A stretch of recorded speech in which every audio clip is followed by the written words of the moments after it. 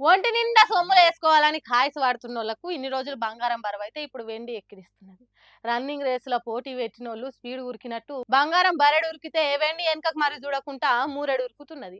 పట్ట గొలుసులు, దండ కడియాలు, ఎండి పల్లాలు, షెంపులు, గిన్నెలు, గిలాసాలు చేయించుకునే వెండిని నేను. గొప్ప గొప్పోళ్ళంతా నన్ను కాయసు పడి కంచాలు చేయించుకుంటారు. అసొంటి నేనెందుకు ఊకుంటా అన్నట్టు పైకి పోతున్నది.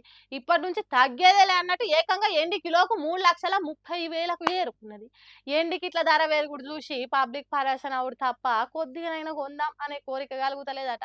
ఇప్పటికే తులం బంగారం ధర 1,47,000 చిల్లర అయి కొండెక్కి కూసున్నది. ఎప్పుడు కిందికి దూతది కావచ్చు అని చూస్తుంటే ఇంకింత పైకే పోతున్నది. దానికి తోడు వెండి ఎక్కిరిస్తాంది. 4 రోజులలోనే 24,000కు పెరిగి నాతోని పెట్టుకోకుండ్రి అన్నట్టు చేస్తున్నది.